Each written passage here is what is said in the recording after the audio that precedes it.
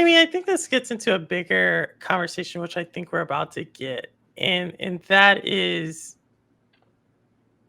exclusivity matters to certain business models, right? And if your business model is to drive the purchases of the consoles to get people in your ecosystem, exclusivity really works. Like the company that does this really well, I think the best is Nintendo, right? They like if you stream the wrong thing on Nintendo, you are getting banned. So, um, but at the same time, I think the gaming industry is moving in a different direction. And I think the model that Microsoft has built itself around with gaming, which is subscriptions, is actually an outdated model. And so, how do you, if the industry is moving towards this thing of games as a service, how does that live with that? I don't know. Um, so yeah, I think exclusivity matters in the right context. I think games as a service matters in the right type of context, and subscriptions. I think there's a right way to do it, and potentially a less right way to do it. Look, we got subscriptions about everything right now. You even got a subscription to go to the bathroom right now. It's insane how many everything is a freaking subscription right now. Everything. Yeah, It's crazy. subscription. I think, but you have to look at those subscriptions, right? I continue to hear people always talk about subscriptions and how they're everywhere. So we mentioned some earlier, right? We Hmm. we mentioned um, HBO Now, correct? Yeah. HBO now is not doing that well.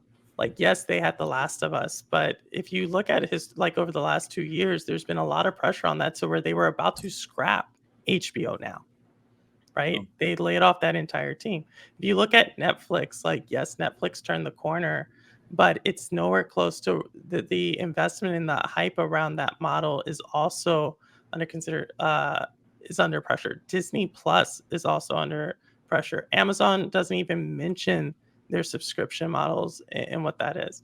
Like, I think there's a real thing of subscriptions fatigue. But the thing about gaming that is even more so is if we look at the most popular games, and I've talked about this before, the most profitable games, the top 10, are all games as a service, which are all free to play.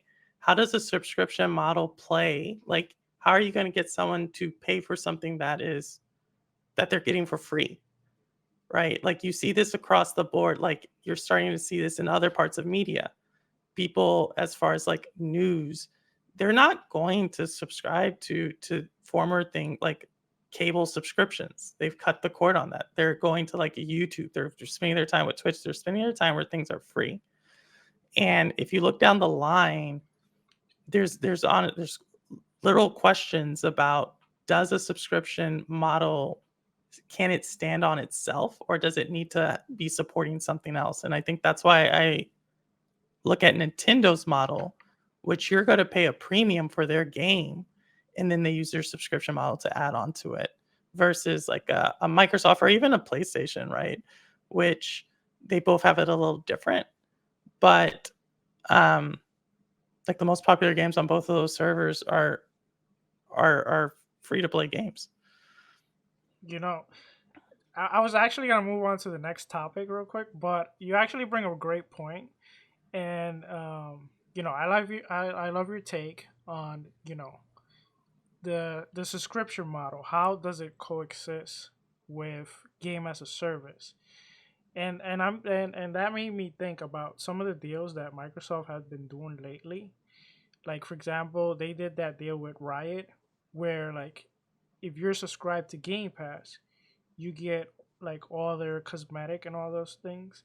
So I'm wondering if that has to do with what you're kind of saying. Maybe they'll start doing that with more of these games as a service.